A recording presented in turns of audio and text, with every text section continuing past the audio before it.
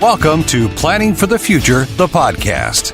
Welcome to the show. We're sitting here with Alee Swofford, president of Prosperity Partners out of Knoxville, Tennessee. Welcome to the show, Alee. Thank you so much. So one of the things we were talking about earlier was you do some really, really neat things, more than just the long-term care and the wealth planning, but you do some teaching and educating people as well, right? Absolutely. That's my background. I started out as a college professor, and so at this point in my career, giving back to the community is extremely important to me. So we do nonprofit 501c3 educational seminars on a variety of topics: long-term care, Social Security, Medicare, retirement income planning, taxes, all of these things that people, as they're approaching the, quote, golden years, are like, oh, if I mess up now, I don't have time to repair my gold. You got a big smile on your face right now when we're talking about this. So I find a lot of the advisors and everybody that I talk to, they have a real passion for it, and they love doing it because it brings them a lot of joy helping other people too. Yeah, of course, this is your job, but you're coming through and you're helping people get through sometimes crisis, sometimes just plan for the future so they have something, an amazing retirement, or just get that peace of mind, right? Absolutely. I think it starts for me way back as a child. My mom had multiple sclerosis, so I saw the effect that had on my family. Then I also had my dad, who at 89 had a stroke. He was in California. I was in Tennessee. Just that, how do you deal cross-country with an illness, with a parent that you love dearly, and trying to make sure that they're well taken care of? So this is a passion, not only for myself, but my other two partners as well. That goes with something I was going to bring up a little bit later. You can't plan for something like a stroke. You can't plan for a heart attack. You can't plan for cancer. You can't plan for anything like that. So when it comes to doing your long-term care portfolios, that's where the peace of mind comes in. It's the just in case, right? Absolutely. And if we all thought that we were going to go from this point to the end of our lives with no bumps in the road, well, we can plan for that, but it's the things you can't plan for that we really have to say, let's plan for the unknown. If it doesn't happen, then fantastic. But if it does, then you're not put in the position of, what does my family do? What do I do? What assets do I have that I could allocate for planning for long-term care? So in every planning meeting, just like we asked, do you have a will? Do you have a trust? Do you have a plan for long-term care? Not everybody's plan is the same, but do you have a plan? Everybody's situation is different. You go through and you ask these questions that they might not think are important, but they'll bring something up in conversation. You'll be like, well, did you know this? Right? Exactly. Because it's listening. It's not about the advisor. It's about the client.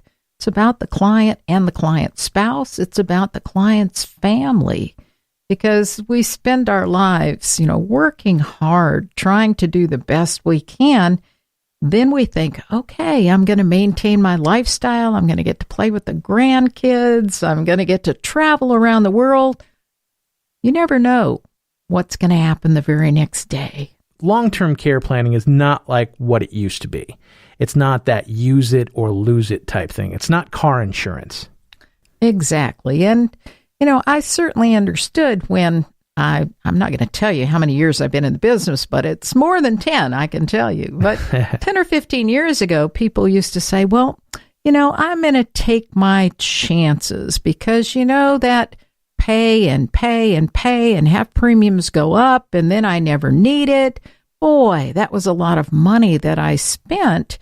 But now there are so many creative solutions and even tax-free solutions in repositioning some assets and really figuring out what people have or what people could attain that may accomplish more than one objective so that then they feel like, well, I really did have more than one use of a dollar as I was planning for long-term care and planning for my family. Right. And your job is to help them make that dollar work for them. Like that $1 do the work of multiple dollars. Exactly. Leverage is fantastic because, people will say, oh, gosh, the market went up or the market went down. Well, I'll tell you what, the market is not going to take away your wealth as much as an instance of long-term care. That can really devastate a portfolio. Yeah, and the way the market's going recently, you never know where things are going to be. So if you've got it locked up tight with you guys, that can help, right?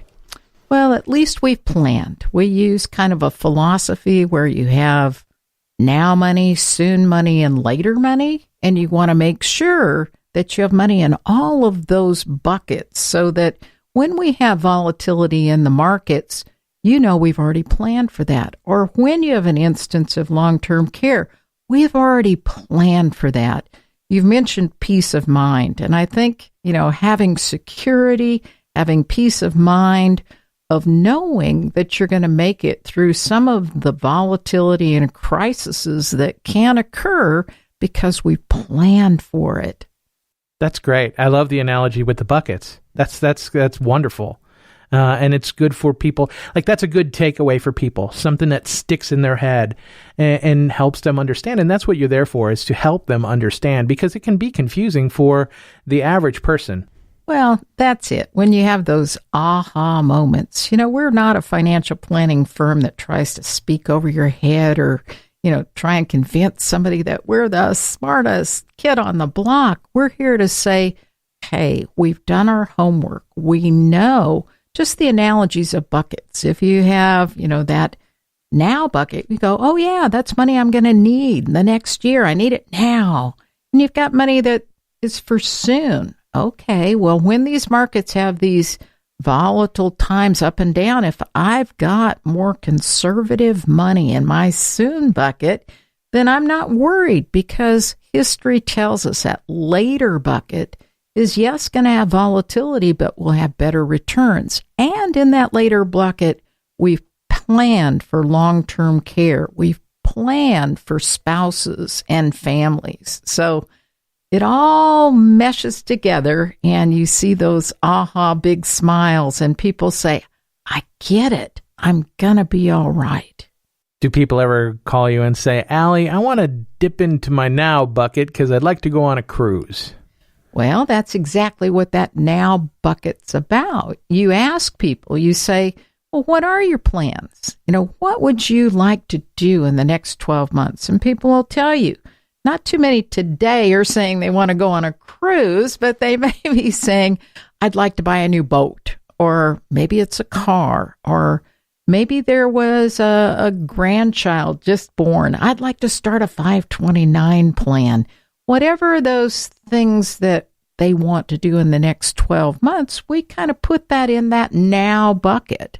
And then things that are maybe 2 to 8 to 10 years, we put in the soon bucket. We plan those in. But again, long-term care is one of those things that plan now. You're never going to be any younger. You're never going to be any healthier. That brings me to the point, is it ever too soon? Well, it's really hard for people maybe in their 40s to think, I've got still a mortgage. I've got college planning. I'm just starting my retirement planning. But I'll tell you, the sooner you start thinking about these creative solutions, and if you can find something that maybe combines life insurance and long-term care, life insurance in case something happens to you for your spouse and your children, but what if you make it through that period of time, you've locked in that premium when you're in your 40s or early 50s, and then you need it for long-term care. Maybe it's Alzheimer's, maybe it's osteoporosis. We just don't know what that unexpected occurrence could be. But finding something that can do more than one thing with one piece of money, that's great planning. Is it ever too late to start those buckets? Well, if health changes, it's too late. I mean, there's some things that, people wait too long. And unfortunately, many of the people who say, oh, it won't happen to me, and oh, I'll put it off, or oh, I'm too young. The moment something happens to their health, then all of a sudden they're really interested. Well, they may have waited too late. But no, there's a lot of people. We've been able to find solutions for people that are 80. Past 85, it gets pretty tough. But if you're, even 80, 75, 70, you're still young these days. Our life expectancies are going up, up, up. My dad lived to 92. I've had people in my classes that I've taught that said, oh, I had a relative that lived to 100. I just celebrated with my oldest client. She turned 103 last week. Wow, that's great. 103. 103. Now, that's something you hope that she planned for that, because, people don't plan to live to 100, but, if they did it correctly, then they were all right. Well, and again, I'm not going to take full credit on that one. She and her husband did a fantastic job, but for the last 20 plus years, we've certainly helped that go along the way, and she has maintained her lifestyle, because that's what people want. You don't want to work your entire life and then all of a sudden you can't live the lifestyle that you would like to. Certainly at 103, there's not quite as much travel anymore, but it is wonderful to have a big birthday party, to have family and friends there, and to get to dress up and to drink coffee out of China and have a birthday cake that was just for you. And you don't need all those candles, though. Just no. One candle's good enough. And that's what she wanted. One candle. See, yeah, that's perfect. This is Planning for the Future with our guest, Alee Swofford.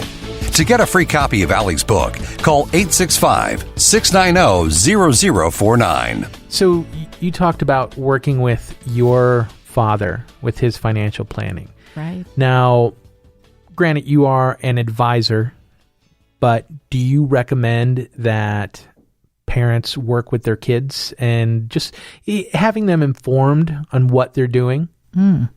Multi-generational planning is really important, and we've just had some law changes, this new Secure Act, where many times folks thought they were going to be able to stretch their IRAs out for the lifetime of their children.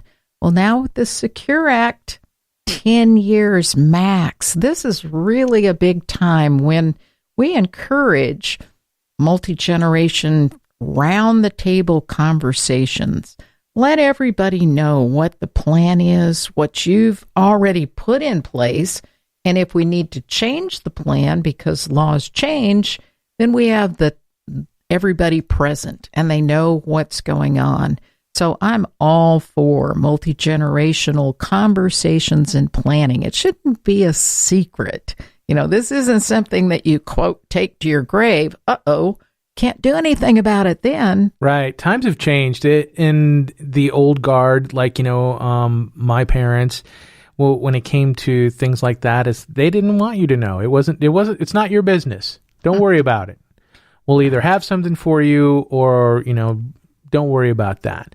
That brings me to another point too, is, like I said, growing up, parents would be like, well, we want to plan to make sure that our kids have something for them. We want to be able to leave a legacy for our kids. Well, a lot of times now you'll find the kids have more money than the parents did. So what we all did, I'm the youngest of 9. Wow. Yeah. So no matter what money, my dad died when I was very young. No matter what money my mom had, was not going to be a lot spread over 9 kids. So, for the most part, we were just like, go do whatever you want to do. Take your money. If you leave us anything, that's fine. We, more than anything, we want mementos and things like that. So she traveled. She traveled all over the place. Keep your money, go have fun. Right. I think that is the attitude of most children. What parents don't want is they don't want to be a burden to their children. I think children often, You know, they want their parents